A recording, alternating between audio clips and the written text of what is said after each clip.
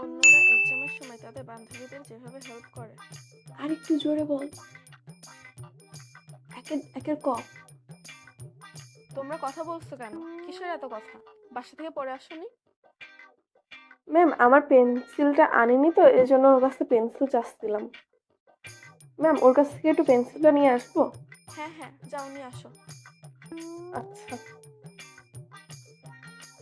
এই তোর পেন্সিলটা দে আমাকে। শোন, দেওয়ার আগে একের ক নম্বরটা লিখে দে। হ্যাঁ হ্যাঁ। কি পেন্সিল নেওয়া হয়েছে তোমার? না না, নেবো না, পেন্সিলের দাগ মোটা।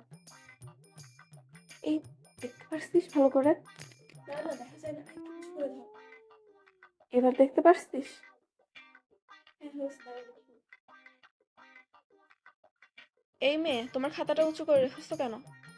ম্যাম একটু গরম লাগছিল তো এই জন্য হাওয়া খাচ্ছি। আমাকে পাগল ভাবছো নাকি? হ্যাঁ, লাস্ট টাইম বলছি এবার খাতা দেখালে কিন্তু খাতা নিয়ে বের করে দেবো।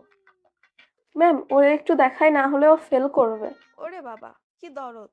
এসব দরদ ক্লাসে বাইরে গিয়ে দেখিও, যাও বের হও। সরি রে বোন। থাক বোন, কিছু হবে না, তোর জন্য আমি সব করতে পারি।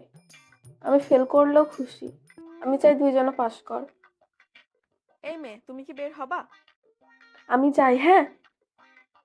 ওই তোর লেখাটা না বুঝতে পারছি না, খুবই ছোট ছোট। কি বুঝতে পারছিস না? না রে। আচ্ছা দাঁড়া, এবার বুঝতে পারছিস? নাকি একটু বড় করে লিখবো? থ্যাংক ইউ দোস্ত, এখন খুব ভালো করেই বুঝতে পারছি। ওই তোর হেল্প লাগবে নাকি? আমার সব লেখা শেষ। না না, লাগবে না, থ্যাংক ইউ। সত্যি তোর লাগবে না? না না, সত্যি আমার কমন পড়েছে। এই নে, আমার খাতাটাই নিয়ে নে। আরে না, লিখেছি সব। আর ম্যাম দেখলে বকবে। এই তুই দেখবি? এই না, আমার খাতা নে, লিখলে। আর আমার ক্লাসমেটরা যেভাবে হেল্প করে। এই একটু বল না এক নম্বরটা। আরে দাঁড়া, একটু পরে বলছি।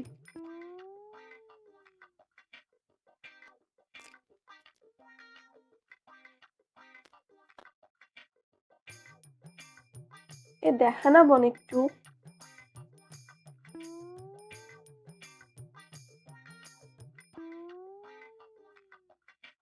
ওই 2 নম্বরটা একটু দেখা।